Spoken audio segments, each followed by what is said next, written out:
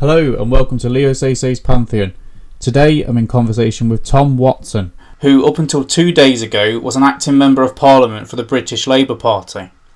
I'm hoping to get some insight into Watson's reasons for quitting the Labour Party at this crucial time, since a general election has been recently called, with a vote due to happen on December the 12th. Tom, welcome to the show. Hello Leon, how are you doing, mate? You okay? Yeah, I'm fine thanks, Tom. Are you? Yeah, I'm not doing too bad. I'm just feeling a lot better after, since I resigned. Could you go into a little bit of detail maybe about the reasons why you made that decision to resign? I mean, Leon, as I stated in my... It's Leo, not Leon. Leo. Leo. Sorry. As I previously stated to the press, it's a personal decision of mine. It's not political. There's an awful lot of things that have been taken over my life, things that have come to the forefront, predominantly to do with, of course, my diabetes, and I want to raise awareness on that. Well, yeah, I would like to come back to some of this stuff, because your recent interview with the BBC suggested that you've got a new upcoming book coming out, which I'd like to have a quick talk about you at some point. And that you're training to be a gym instructor. That's right, because of course I am a sufferer of type 2 diabetes, and so I want to raise awareness on the issue, but of course I want people to feel that they can go to someone who was in a position of influence, and if I can offer them both psychological and physical help to do with their snails, then psychological and physical help to do with their snails.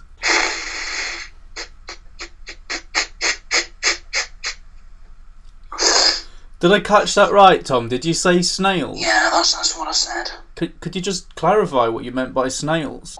Type 2 diabetes is a little bit like snails. It creeps upon you from under a rock and hits you hard when... Tom, I'm curious why you think that you could help people with their psychological and physical health just because you've got a background as being a Member of Parliament. I understand the physical aspect because obviously you're training to be a gym instructor and you have the personal experience of having diabetes. But what benefit does your background as an MP actually bring to that? Well, what I would say to you, Leo, is that I know firsthand what it feels like, and it's a very lonely place. It's a very isolating place, and I will be able to empathise with people. Being an MP is a very isolating place. Diabetes is a very isolating place. You have to take all sorts of injections, and there may be people out there who are frightened of needles, but they need to take the needles. Sure, I understand that, but I guess my question is, what benefit? Sorry?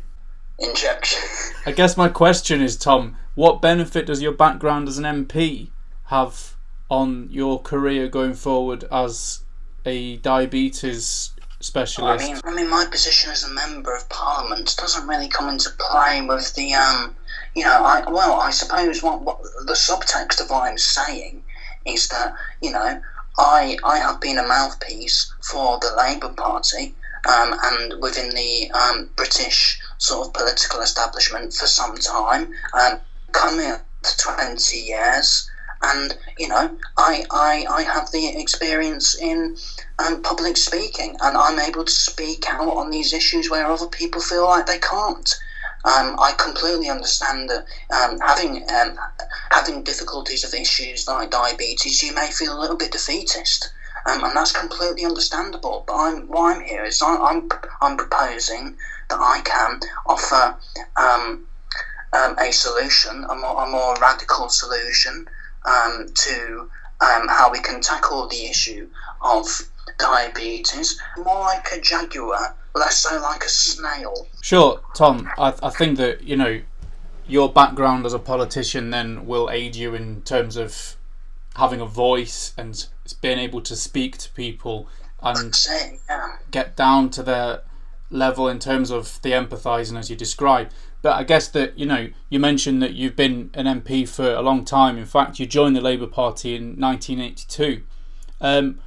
Your journey to become a gym instructor and your journey with diabetes and weight loss has been a long one that's been picked up within the public eye for a number of years now, not least because of your own weight loss journey through that time. But why now? Why now is it important for you to step down from your position as MP within the Labour Party? It just seems like it's a crucial moment with a general election looming. The timing is very coincidental. Well, I mean, there's no coincidence on the matter. It just felt like the time was right. Of course, there's no secret that I've had issues with the Labour Party and the direction of the party. Well, this is it, Tom. I mean, you say that it's no coincidence, but this journey of yours has been going on for some time, so you can't fall back on the idea of your training to be a gym instructor, for example. There's no good time to leave politics. I'm 52 now. And I've got bigger fish to fry. I mean, I really do. I've had a fantastic run with my constituents, and I will campaign for my successor to ensure that my constituents get the support that they need and deserve. However, I must admit, things have been moving awfully slowly in the Labour Party, particularly how they've dealt with anti-Semitism and of course the direction of the party has been infiltrated by Trotskyists. And the lack of action and closure there. They're moving like snails. Well, it has, in some respects, gone at a snail's pace in many people's view, and it's no secret that you've had issues with the handling of anti-Semitism. I've also, I've had, sorry to interrupt you, Leo, but I've had I've got first-hand experience with these infiltrators that are hijacking the movement and the way the party is supposed to be going. And when you say infiltrators, I've had first-hand abuse from these people, and for a time it was relentless. I get all sorts of obscure sorts of things said at me. So, does this actually inform a big reason about why you've decided to leave now? The level of abuse that's been aimed towards you? No, the two things aren't synonymous, if that's what you're implying. No, but just to go back to what I was saying... It's not an implication. It just seems that you've gone from I left for personal reasons with bigger fish to fry to I was getting an increasing amount of abuse and seemingly getting quite upset about it, understandably. So it isn't unreasonable to assume that could have played a part in your decision to leave at this point. I'm 52 now, and I've been at the receiving end of all sorts of abuse. Yes, as I've already established, members of the Labour Party. We will come back to the Trotskyist element. Sorts of obscure sorts of things that they would say to me. I received many emails and even voicemails. I don't know how these people got my phone number. All sorts of really bizarre sorts of cases where people would say, "Well, it looks like I've got snails in my hair." They say, "Tom Watson, it looks like your hair is the texture of snails." Says, Tom Watson doesn't have hair. He just has snails. It's a field of snails on his scalp. I mean, where does that leave me? Well, these are quite bizarre statements, but clearly they've affected you and they've got under your skin immensely. So it does lead me to believe that this is a big part of why you've made the decision to leave. Snails. Sorry? Tom Watson's ringlets look like a field of snails. But going back to your statement... Farm. So we'll come back to the your idea of Trotskyists infiltrating the Labour Party, but I would like to just pick up on a comment you made earlier about you having bigger fish to fry. At a time when the country is so divided, and from the Labour Party's perspective, people are worse off now than they have been for a long time. Many people in this country are worse off now than they have been for a long time. To say that you have bigger fish to fry, implying your own personal career and the release of your book at the time of a general election, which could benefit a lot of the constituents that you've been supporting within the Labour Party, does that not come across as potentially quite conceited and selfish? Look, me and Jeremy get along absolutely fine. I have a great relationship with Jeremy, and it's no secret that, of course, there has been infighting in the Labour Party. I'll tell you what, Leo, a lot of it is to do with the influence of the press. As soon as they get their claws in, there's a lot of good journalists out there, but as soon as they get their claws in, they twist the knife and they stir the pot, as it were. And and word gets out. So and is because that... of course there is a lot of media influence out there, and that's what people have got to go by. So if people are going to think that Labour are going to go into a general election now with the continuing infighting between allegedly me and the leadership and the NEC. It doesn't really pose a very good picture, does it? Are you categorically telling me that there is no tension between you and the leadership? Absolutely not. We've had our differences, but there's never been anything. There's never been any sort of, hostility between me and, Jeremy and John. I mean, they're great guys. What do you feel has been the primary? What do you feel has been the primary reason then from your perspective, the infiltration of Trotskyists into the Labour Party? Well, they're running on a very left-wing platform, and that does allow fundamentalists to make their way into our ranks because they would see that their behaviour would be left unchallenged. But that seems to me to suggest that you believe that the leadership is allowing or facilitating, as you say, fundamentalists to infiltrate a party, which that doesn't quite add up if you're saying that there's absolutely no issue between you and the leadership. Categorically, I can tell you now, I've said it before, and I'll say it again if I have to, there is nothing going on between me and the leadership. We have very good relations with Jeremy and John, hey, we had a good run, but all good things must come to an end, right? But the Labour Party hasn't come to an end. In fact, they're about to approach a general election which is running on the platform of bringing a lot more equality and fairness to working class people. It seems that you're leaving at this moment. It's an ending for you, but the time... Did you know that snails are hermaphrodites? I'm sorry, what has that got to do with anything that we're talking about? You've returned back to the issue of snails. Male, female genitalia. Conflicting reports suggests different opinions on self-fertilisation, but I prefer to believe that they can. Do you have an interest in snails, Tom? The most common snail in the UK is... I'll let you guess. I couldn't care less, frankly. Garden snail. Hold on a second. What we call the Cornuospermum. They're invertebrates. You probably find most snails hiding away from humans under rocks. So when you're in your home and you pick up a rock in your house... I don't have rocks in my house, Tom. I do. So when I pick up the rocks in my house, I know what's under there. What? Snails. Lots and lots of snails. You've just said that you were receiving abusive emails saying that your hair looks like snails from presumably members of the Labour Party. That's right. But you just launched into factoids about snails to me in this interview. Well, this is the problem. Ever since this came to light about, the comparison between my ringlets and snails, it's become apparent to me that, when I've left my flat unoccupied, I've returned home and, the window's been left open and there's snails everywhere. Is this an attack, do you think? Or not an attack, but is this somebody playing a prank? Could be.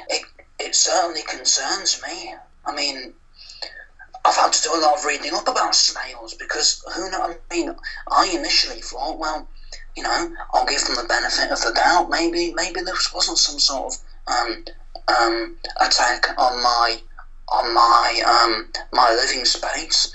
But of course, I had to do some reading up on snails, because snails may be very intelligent creatures, and they may very well be have the intelligence to make their way into through an open window and take shelter underneath the rocks that you would have in your fireplace or on your bedside. That may be so, but do you believe that the amount of snails that have entered your house are the calculated prank by what you've termed Trotskyists? The Helix pomatia, commonly referred to as the Burgundy snail, or better still, the Roman snail, is a large edible snail. What's this got to do with the interview about why you've left the Labour Party?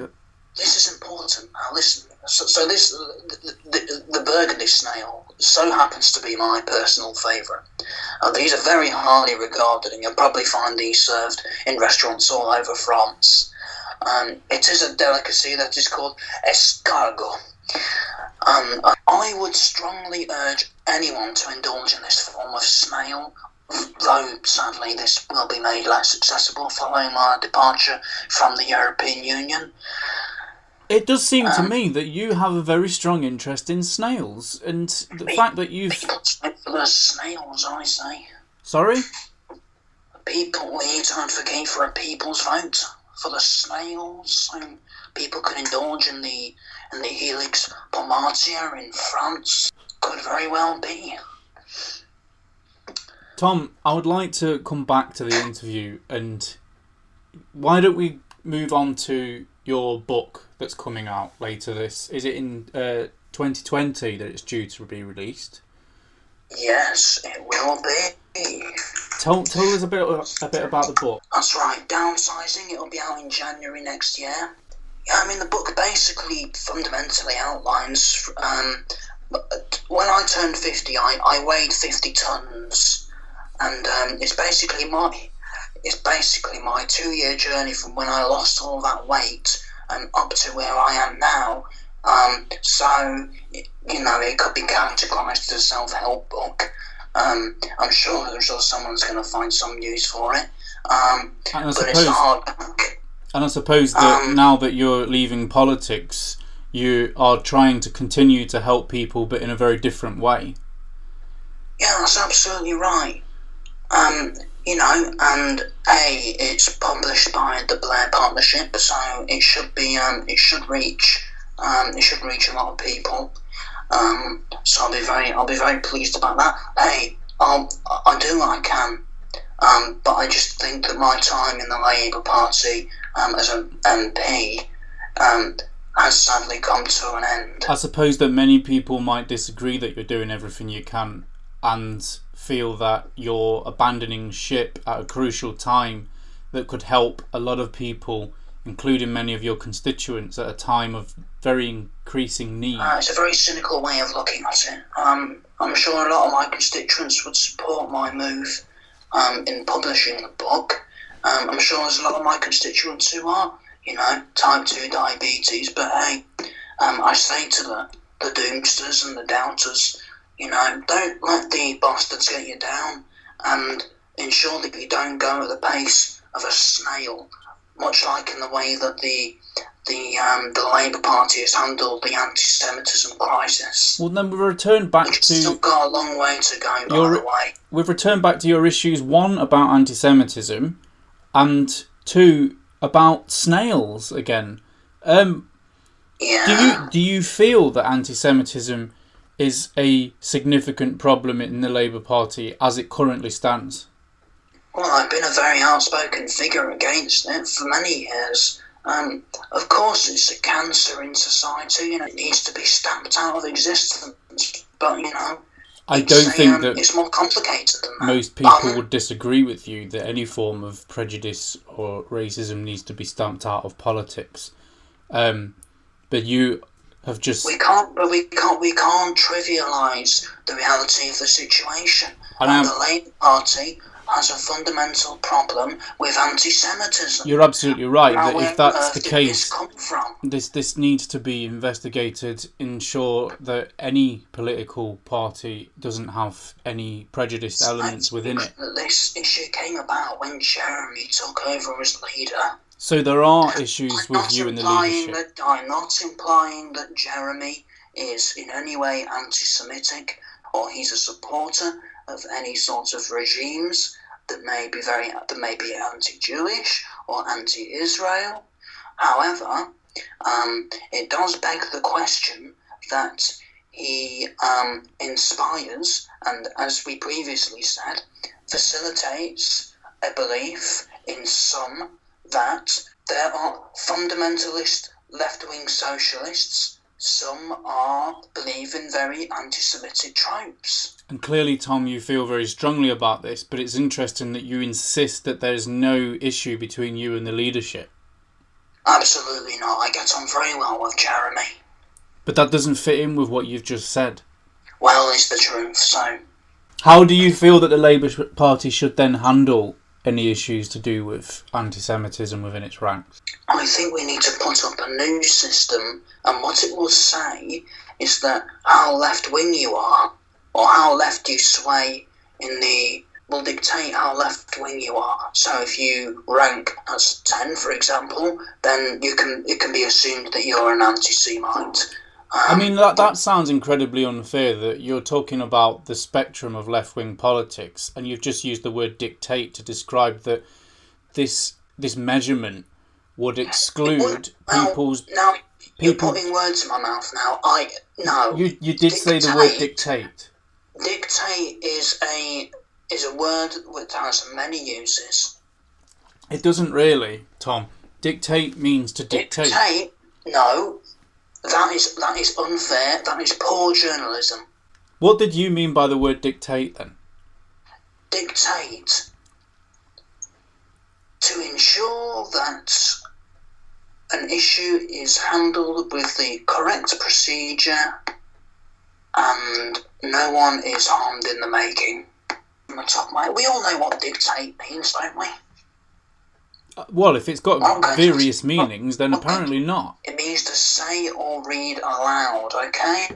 It's a value or a set of values that ultimately have to be obeyed. So this chart that you're describing would measure the beliefs and the radicalism of certain individuals within the Labour Party and exclude them based on being too socialist. That's right. Now, I'm not saying this is perfect. There are, of course, going to be a lot of individuals that may fill in the chart wrong. But that's a problem we'll have to look into with AI. What you seem to fundamentally be equating then is that anybody who sways too far towards a particular form of socialism is implicitly an anti-Semite, which sounds wrong. Well, I mean, I wouldn't want to tar everyone with the same brush. I don't believe in sweeping generalisations, but I can tell you at first-hand experience that... Look at Luciana Berger. All of the abuse that she received when she was an MP for Labour. You're absolutely right that if anti-Semitism does rear its ugly head, that it needs to be weeded out and eradicated. But I do think that it's unfair to make a generalisation that somebody of a particular left-leaning politics is implicitly anti-Semitic. Well, we wouldn't share the same values towards somebody on the far right, would we? We're not talking about the far right on this interview, though.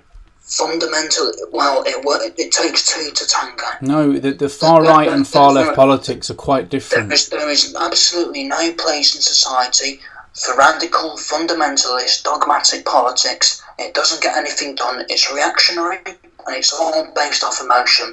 There's nothing moderate about it. There's nothing sensible. You can't make any sort of rational decision. The concept of rational debate doesn't even come into discussion. You talk about weeding out anti-Semitism. It's like going into your garden. You've got a nice array of shrubs, and of course you go over to and what do you see? You see a weed, and you look at this and you think weak, pathetic. You pull it out of its existence and you get rid of it and throw it in the bin. And then you turn to the left and what do you see? You see a snail looking at you. Oh, we're back to the snail. And the snail is a friend. The snail is an accomplice, a silent friend, a deadly friend if you cross it the wrong way. But I'll tell you something. that the snail will have your back when you are at your lowest, when you've got nothing left, and it will tell you that, hey, you know what, man, put on some Primal Scream, everything's going to be okay, and you'll be higher than the sun. Right. I'd like to explore this a bit further now, because this is several times that you've brought up the topic of snails. Originally, it seemed to be a series of insults, quite bizarre insults, that were aimed your way. But it does seem that you've really adopted an interest in snails. Well, when you look at a snail, something quite interesting about them is they don't have bones, do they? I honestly don't know, but I suppose not. Well, they've got the shell, but it's not really a skeleton. They're more like a knight in armour. And I say to them, why don't you come in? And I say to the Trotskyists, I say to the Trots, if you come to our house in the middle of the night, you're going to get a terrible fright. Tom, do you feel that you've got an obsession with Trotskyists and snails? Well, I don't have I don't have obsessive compulsive disorder. I'm not obsessed with snails or trots or Jeremy. Your recent behaviour in the past 20 minutes seems to indicate otherwise. Several times you've brought up the topic of snails. You seem quite interested, and to be totally honest, I'm unsure why. I live alone, and when you spend enough time on your own, you do get stuck in your own head, and you know I've had no choice but to do. Of course, political life is very isolating. The diabetes is very isolating, and I've had no choice but to basically adapt to my circumstances. And the snails have sort of helped provide comfort in those areas. So do you feel that your decision to leave the Labour Party actually is a personal one, is related to your... Snails there, snails everywhere. It seems to me that there may be something going on with your mental health, and I wonder if that's actually led to your decision to leave the Labour Party at this time. How dare you? I'm not criticising or making a judgment, Tom. You twat. How dare you bring my mental health into question? I thought we were talking about my physical health. I thought the whole point of this interview was to talk about my book. We weren't talking about your book. And yet you're using the very little skills you have to try and pinpoint certain aspects of my personality. So what if I have a bit of fixation on snails? Well, we did agree to do this interview on the basis that you'll discuss your reasons for leaving the Labour Party, but the conversation does increasingly keep turning back to snails. And well, if you want the honest truth, yes, I'll give it to you. Go on then. The Labour Party should be 100% represented by snails. It should have a snail leader, snail members of parliament with a snail majority. How on earth, Tom, would this work? Well, I would still be deputy leader. Tom, these are delusions that seem to indicate something around your mental health. Well, if you wanted to conduct an interview on mental health, then you're better off talking to the Health Secretary, Matt Hancock. Now, he's a Conservative, so fundamentally I don't agree with his principles, but hey, he's in the post. You're talking to the wrong guy. I'm not interested in talking to Matt Hancock at all. I'm interested in knowing your reasons for leaving the Labour Party at such a crucial time for a general election. What seems to become apparent, though, is that you've got a lot more going on in your personal life. Have you ever poured salt on a snail? Or left a ring of salt around a snail so it's unable to move? How is this relevant to the interview? I would appreciate it if you answered the question. I once poured salt on a slug when I was about 7. Doesn't count, it's not a snail. And are you proud of yourself for doing that? No. Well, we're not all perfect then, are we? I would never claim to be perfect, Tom. Would you? No, but I'm sure Jeremy Corbyn would. He thinks he's the dog's bollocks, doesn't he? Coming in, winning 2 leadership elections. So there are issues with the leadership. Ensuring that there's not doing absolutely bugger all about the infighting in the Labour Party.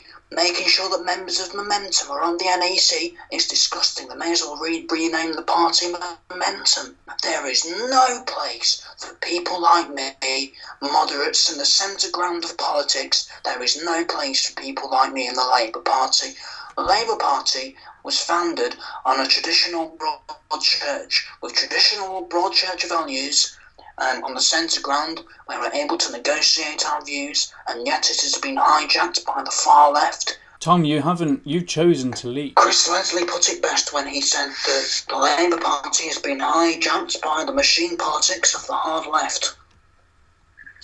I have a lot of admiration for Chris, but I don't think that he'll necessarily gain his seat back, but I do wish him all the best. And of course all the candidates that will inevitably quit the party due to, of course, the direction it's going. I don't necessarily want to get into a discussion about the direction of the Labour Party per se. I just want to understand your reasons, and you have consistently stated that you have no issue with the leadership. But now it seems to indicate that there's quite a strong issue with Jeremy Corbyn. No, you twisted my words. Not with Jeremy personally. It's the company that he keeps. Which is who? Well, I mean, it's probably no one that you would know. It's his advisors and the people that he keeps very close to his chest. I'm not talking John or Diane or Laura Pidcock, but there's a lot of people in the Labour Party who have very questionable beliefs. Are we talking members of Parliament here, or just members of the party? Members of the party, so members of his staff, his team, his Labour team. And you believe that these should be replaced by snails? Well, what's a good idea? Now you're getting it. What would snails bring to Parliament? To bring a certain je ne sais quoi. So a little extra something that perhaps a human couldn't necessarily. We talk about the human touch. Look, to tell you the truth, my constituents were really getting on my tits. That's right.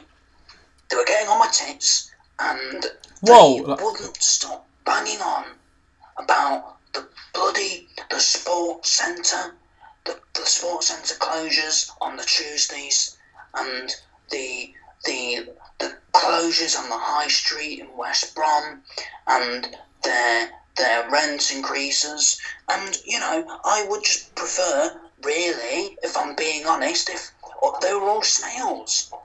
You what? You believe your constituents should be snails?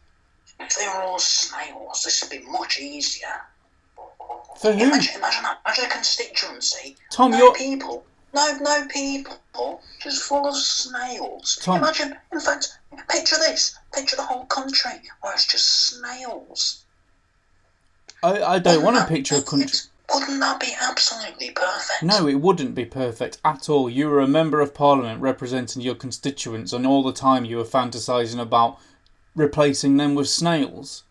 What's wrong with that?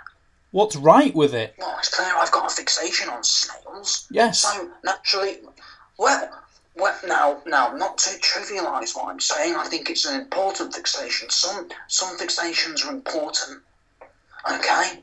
And, hey, if the whole country was snails, there'd be less life crime for a start. There'd be no austerity. We wouldn't have to implement any sort of cuts. We wouldn't need to spend any more. But what do you do with all the people? Social care or the welfare system. We wouldn't need to implement any more money on NHS because the snails are self-sufficient. They live by their own means, and it's perfect. We all know that I'm a staunch advocate for remaining in the European Union. And if we do remain in the European Union, we can potentially, I mean, it's a biggie, but we could move our snail agenda over to Europe, and all of Europe could be snails as well. We could all be snails living under the same You could roof. all be snails. Sure, but Tom, what would you do? And when I go to negotiate with the members on the European Committee, when I go to renegotiate and revoke Article 50, and Jean-Claude Juncker and Donald Tusk and Michel Barnier, they will all be, what will they be? Snails. That's right. Correct. They'll all be snails. What would you do with all the people, Tom? Well, there wouldn't be any more people. Where would they go? Well, the human race is dying. It's a dying race. It's not a dying race at all. What on earth are you talking about? We're a dying race, and a snail's time has come. There needs to be a snail uprising. Now, the snails don't get bigger. They stay the same size. Where do you fit in with this vision, Tom? Well, I would be king of the snails. So you are a dictator? I would be King Snail. I believe that this interview has probably come to an end. You probably think I'm deluded. You probably think I'm mental. A little bit. I can't lie. Your revelations are beyond. I can't even think of a word. All I can do is wish you the best of luck with your book coming out in January. I've just emailed the publisher whilst we've conducted this interview. The book is officially cancelled. I am now going to release a new book in the summer entitled Snails. On that note, I will be leaving this interview now disturbed. People talk about Corbyn mania. What about snail mania? The time for the snails is now. You can cut me off, but you can't cut the snails. Bye! Bye! Bye!